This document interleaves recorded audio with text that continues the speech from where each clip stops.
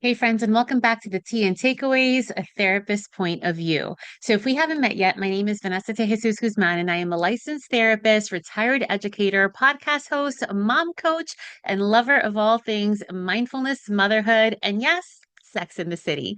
Tea and Takeaways is where I break down some of my favorite shows with a mix of humor, real talk, and a sprinkle of therapist insight and delight. And just like that, gives us plenty to talk about.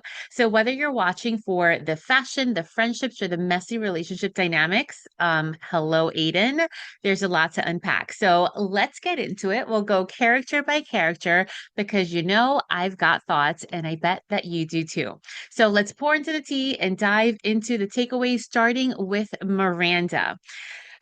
Miranda, listen, I know that I'm talking to you about a TV show, and most of us haven't even met yet, but Miranda just loves the drama. And did you hear her, see her talking about this show like they were real people? I don't know who does things like that.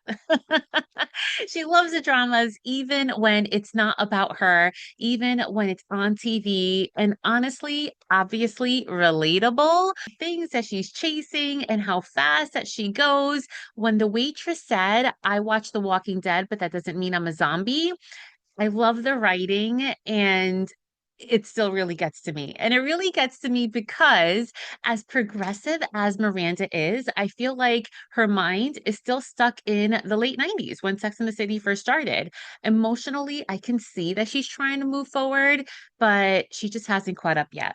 And I get that you learn about someone while on an actual date, but between episode one with the nun and this one, I mean, shouldn't you know a thing or two about someone, like their name, maybe for starters, before going on a first date with them? And the BBC journalist, I think that she's a no-brainer because she's smart, engaging, she seems confident, yet somehow Miranda like swerves the other way. And I can't help but wonder if it's just something deeper, right? If her brain just defaults to what's familiar, even when it's not good for her. And emotionally speaking, here's the takeaway. Emotionally speaking, we all have like well-worn pathways in our brains that just take us like the easy path that we've done things before, especially when it comes to dating and when it comes to connection. And sometimes we don't pick the right person, so to speak, and we pick the familiar one because that's the pattern that our brain already knows. Miranda might say that she wants something new, but her choices are still stuck in very old patterns. And those are really hard to break, especially when they have to do with one's own identity. Also, when people keep passing up kind, emotional, available partners for those who are a little bit maybe chaotic or maybe confusing, it seems that it's at random, but it's really not. It often ties back to, again, our old patterns, things like past relationships, how we've learned to give and receive love, or what we believe that we deserve. Miranda's story is truly a reminder that being smart doesn't mean that we're immune to making messy choices. I know plenty of people like that. And sometimes when we say that we want stability, deep down, we might be more comfortable with the drama. And until we are really ready to look at why, and that would be where having a great therapist does come in handy. Until we're ready for that, we keep repeating some of the same patterns. We keep repeating the same story, even when something better is staring at us right in the face. So that's all I have to say about Miranda for now. And I really hope she gets herself together by the end of the season. We'll see what happens. This is only episode two. Moving on to Anthony, he always cracks me up. And good for him for opening up his own brick and mortar. And that's no small thing, my friends. I'm really glad that the show didn't just skip ahead and show the grand opening because that's usually what people think. Like, oh, I want, a brick and mortar. Here it is. And now comes to the main event, right? There is a lot of messy middle in between the mess or renovations, the stress of it all. Because as someone who owns her own brick and mortar, this is my actual therapy office here in Jersey. I know how much goes into that. It's a lot. And anything with food, I mean, you have even more hoops to jump through. And when they said the counters were crotch height, I could not stop laughing. Only Anthony could deliver that line with such flair. But here's what I really appreciated, how he kept it real with Charlotte. He was honest. He said that she'd been busy, that he hadn't had the chance to share his exciting news. There was no lash out, there was no guilt trip. He just called it what it was, and they kept it moving. And then Charlotte, on the receiving end, she heard it. She didn't get defensive. And again, she kept it moving. No excuses, no guilt, just going on with the show, quite literally. Emotionally speaking, as far as takeaways, this is a perfect example of what a mature friendship looks like and how they handle bumps. Anthony didn't make her absence a thing, right? Charlotte didn't spiral into guilt or try to over explain. They just both accepted it. Accepted though it is and moved forward. And that's what it looks like to trust your friendship. It doesn't need perfection, it just needs realness and presence when people are actually available. So, in adult friendships, we often see breakdowns over unmet expectations oftentimes, and sometimes they're not even clearly communicated as far as like what those expectations should be. But what Anthony and Charlotte modeled is really mutual emotional safety. He could speak up to her without fear of being dismissed, and she could listen without taking it personally. And that kind of emotional clarity doesn't always come with maturity, but when it does, it keeps the relationship strong without drama, without distance. Many of us, my friends, I'm sure, could work on this ourselves. So, keeping on theme with Charlotte, I'm going to talk about her and Lisa together. But first, I have to make mention of Charlotte apologizing to her daughter for interrupting a makeout session in a stairwell. I mean, I don't know if it's my upbringing as a Latina or maybe because never in my past life as a kid or in my current life as a mom would I even think that that's an actual real life thing. It immediately reminded me of the episode when Charlotte went out in the middle of a snowstorm to get Lily condoms. Same energy, same totally another world experience type of moment for me because I understand, especially as a therapist, I understand giving kids privacy and to build trust.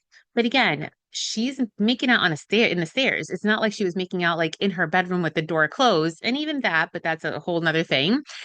They could have been in a classroom, right? But it was public for everyone to see. And then she rolls her eyes as if like her mom should have not interrupted the makeout session. Too much for me to handle. Okay, so then we have Lisa rolling into the practice to reschedule the Thursday at 5 o'clock meeting with the college admissions counselor mid practice, like clipboard in hand, giving like head of committee vibes. And again, I get it. She's trying to hold everything down, but it's just helicopter mom. It's entirely too much. They could have just sent a text to their kids and then talked about it over dinner that night. But of course, they didn't because it's really good, funny TV. But I have met parents like that in real life. I don't know if I've shared with you, I was an educator for a whole 18 years before becoming a licensed therapist. And I've met parents like that, and they're always, I mean, always entirely too much. And with that admissions consultant, I mean, that conversation turned real fast, telling Charlotte's daughter to dial it down in terms of her identity, and then Lisa's son to dial his identity up. I really had to take a breath because sadly, it's not far from reality. You know, a lot of our kids really go through things like that, especially in elite school settings. So, takeaways here. Emotionally speaking, this episode really made me reflect as to how our generation of parents is we're really trying so hard to do it differently, but sometimes we like swing too far left in the other direction that we lose the line between like supportive and overly permissive. Apologizing for interrupting a makeout session in a public staircase is not progressive. Honestly, it's just confusing because it sends the kids the message that comfort zone comes before our boundaries as parents. And that's not a healthy dynamic for anyone because respect goes both ways. And yes, we want to build trust and openness with our kids, with our teens, with our young adults, but that doesn't mean that we abandon the role of being the adult in the room. And then in terms of again the college admissions consultant counselor person, when she said the deep end is where we need to be. Charlotte said the deep end is where we need to be as far as that's where they need their kids to be in order for the next step to be a success.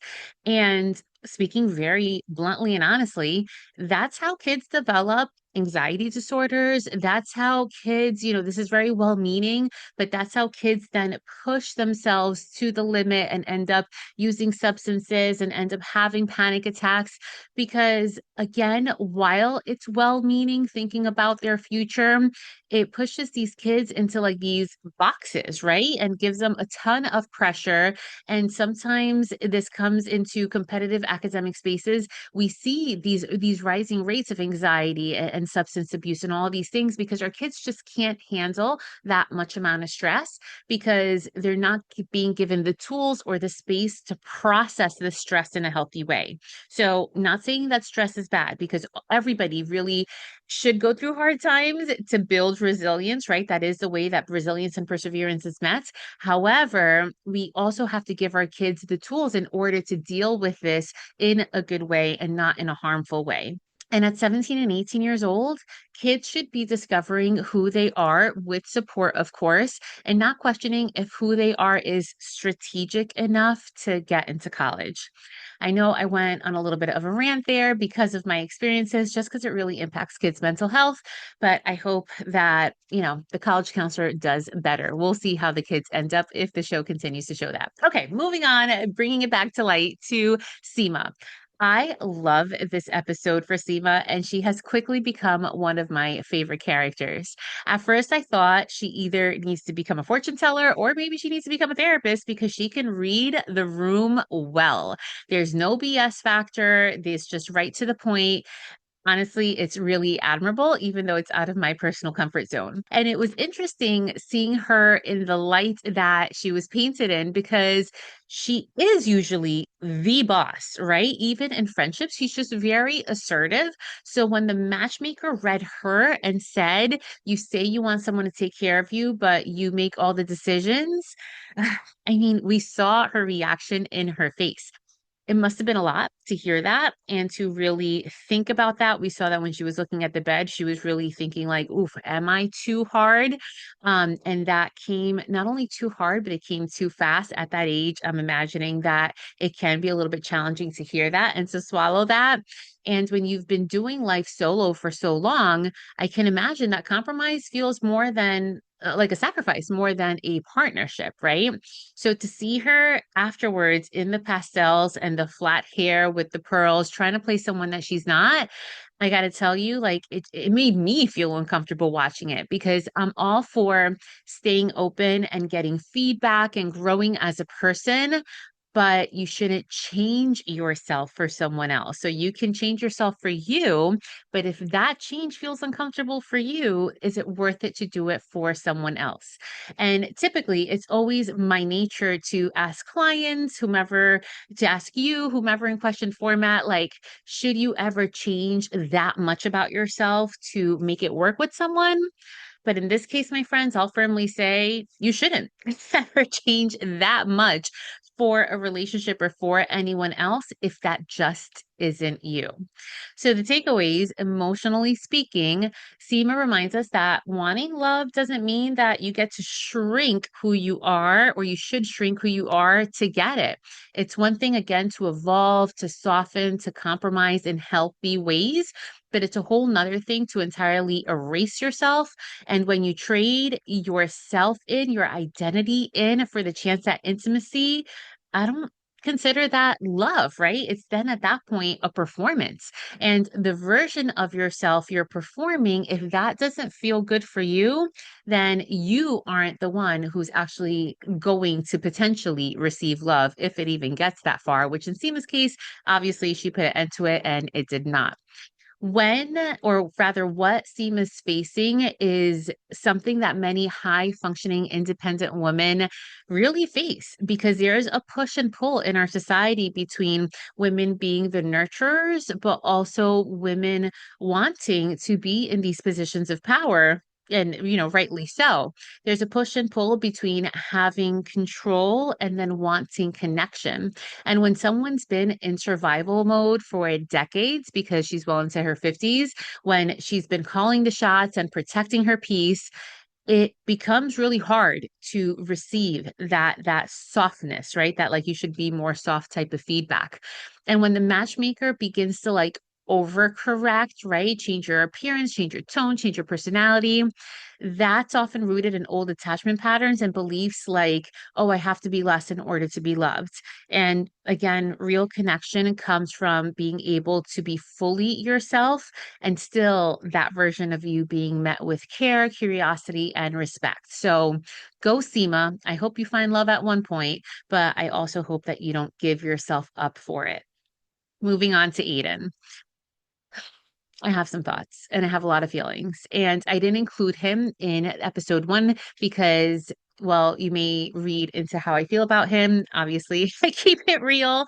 And now I feel even less about him. He just shows up. He just shows up just like that. No warning, no check-in, no gradual ease back in. And he pops in, and then it seems like he gets to decide when and how things will move forward, like all on his terms.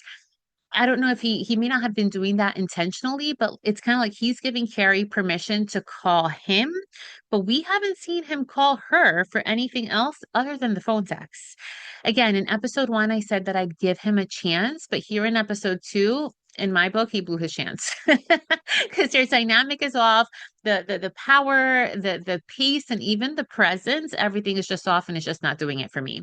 So, emotionally speaking, when someone reappears and tries to pick up exactly where they left off without acknowledging the space the person's in, silence, the impact of their absence, to me, it's a red flag because as humans, we're ever evolving. And their relationship may have stopped, but as humans, they kept on going, right? Their lives kept on moving. And love just doesn't work on one person's schedule. And this is all, it seems like, on his terms when he calls, when he shows up, when he's ready. And then, so what does that leave Carrie with? This isn't just about the phone calls, it's really about the emotional reciprocity that Carrie just isn't receiving.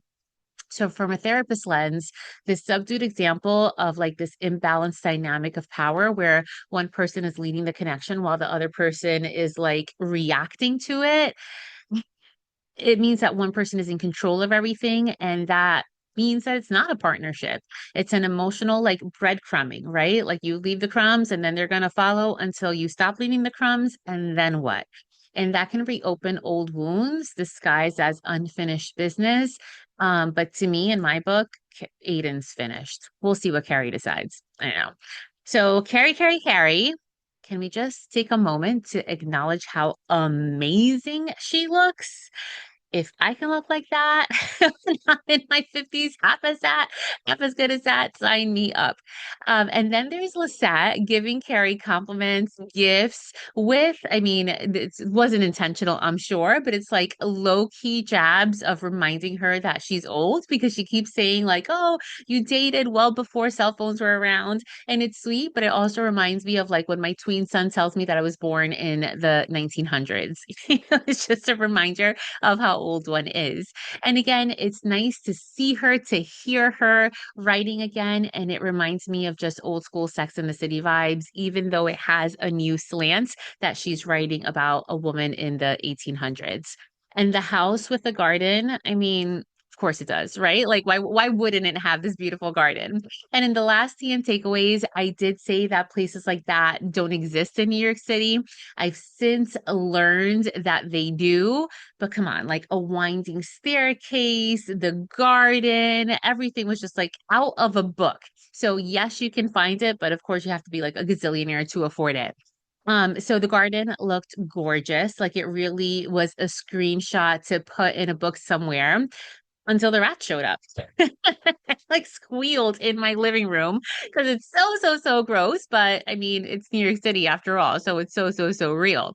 And we already talked about how I felt about Aiden showing up. And then when it comes to like the furniture scene, first, Aiden used to design furniture. So why doesn't he have a hookup somewhere? That was my first thought. But more importantly, she says she wants to buy a table with them in mind. But is there even a them? Like, again, if he's still calling the shots on his terms, how much room is there really a space for a we, you know? But Carrie is hanging on to these terms. And all of the scenes with the voice to text, I personally love it. I felt that in my soul because with these fingers getting more and more arthritic by the day, that's the way that I text people. I definitely use the voice to text option. But when she sends him that thoughtful message, and then, she erases it, or when she sends him the question about the furniture and then he responds for a thumbs up, that's so relatable. And honestly, I don't read into that part too much. This is a bone that I'm throwing Aiden. I don't read into that too much because that's just kind of the way that we now communicate. Doesn't make it right, but it does make it real and relatable. And I don't know, that's just the way things are. So when he put a thumbs down, obviously he didn't like it. Moving on. But anyway, the last scene when we meet Mr. Adam Gardens, very charming, very handsome, and not to mention funny. When I saw the dead weight t-shirt, I immediately thought how clever, and maybe he's on her pace, at her pace, or on the same page as she is as far as with the play on words, because that's what she's all about, right? And it kind of got squealy, kind of like how the teen version of Charlotte kind of squealy when the gardener at the end asked her what is it that she wants, referring to the garden. But I love the play on words because Carrie responds by saying, and I quote, I love everything as it was, but now that's all changed, so I don't know what comes next. And Adam the gardener responds by saying, that's exciting because then what is meant to be has a chance to show up. And we see Carrie go up the beautiful winding staircase.